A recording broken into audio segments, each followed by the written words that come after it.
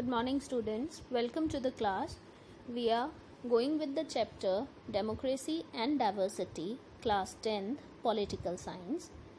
In today's session, we will cover the following topics: politics of social division, three determinants, and with that, we will finish with our chapter. So, let us start with our concept.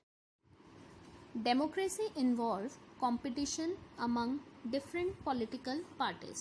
The competition tends to divide society.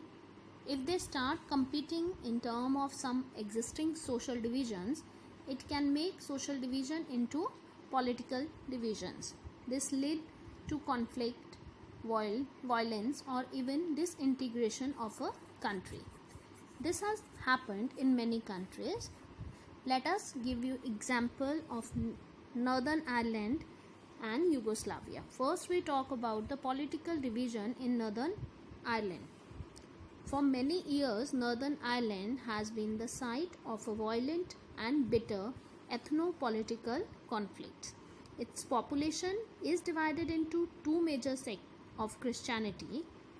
Here, 53% are Protestants and 44% are Roman Catholics.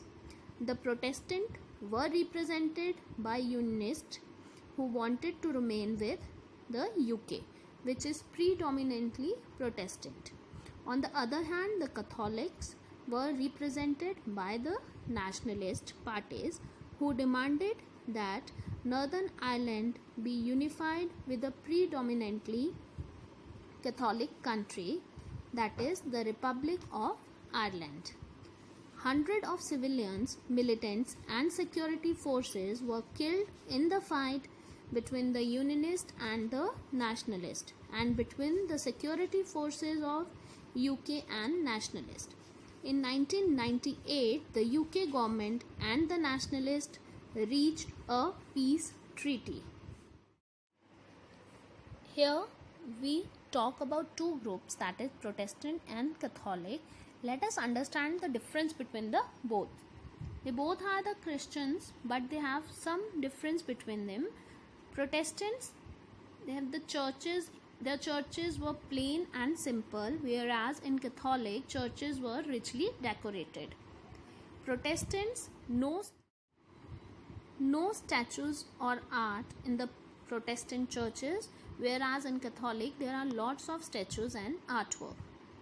Priest wore plain garment, whereas priest wore rich garment, and the services was in the vernacular language in Protestant churches, means they use their regional language, whereas Catholic they said their masses in the Latin language. These are some basic difference between the Protestant and the Catholic churches. Now we move forward to the political division in Yugoslavia. In Yugoslavia, political competition along religious ending ethnic lines led to the disintegration of Yugoslavia. Disintegration led to 6 independent countries. Such examples conclude that politics and social division must not be allowed to mix. It would be best if there are no social division in any country. If social division do exist in country, they must never be expressed in politics. But it is not necessary that every expression of social division leads to disaster. In most countries of the world, social division exists.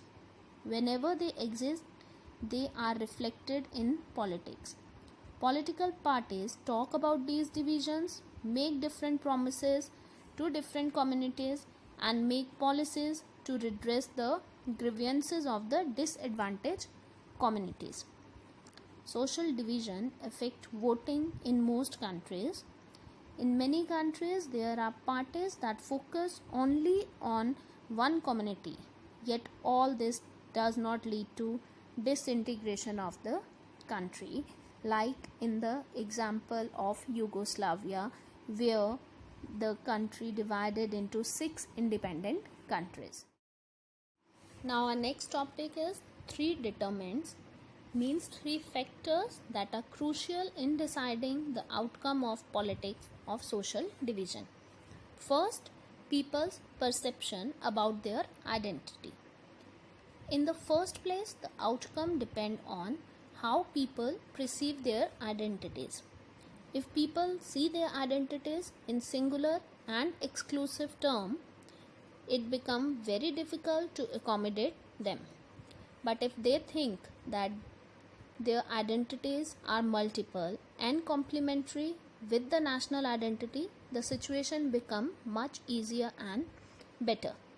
For example, most of the people of India and Belgium think themselves as Indian and Belgians, as well as belonging to a state or a language group. Now, second, that is role of political leaders. It depends on how political leaders raise the demand of any community. It is easier to accommodate demands which are within the constitutional framework and are not at the cost of another community.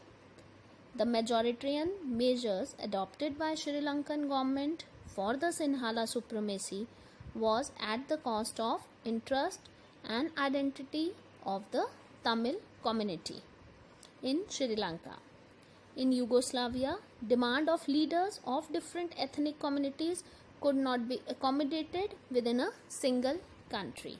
So it depends on the political leaders how they take the demand and how they treat the communities. Third, we have the attitude of the government. It depends on how the government react to the demand of different groups. If the ruler of the majority community are willing to share power and accommodate the reasonable demand of minority community, social division become less threatening for the country. But if in the name of national unity attempts are made to suppress those demands, the result is opposite. In a democracy, political expression of social division is very normal and can be healthy.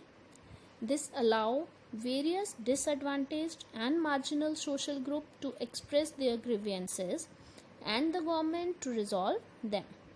Sometimes social differences lead to unacceptable level of social inequality and injustice. The struggle against such inequalities often leads to take the path of violence and disobey of state authority. However, history shows that democracy is the best way to fight for recognition and also to accommodate diversity. That's it with your chapter. Take care. Goodbye.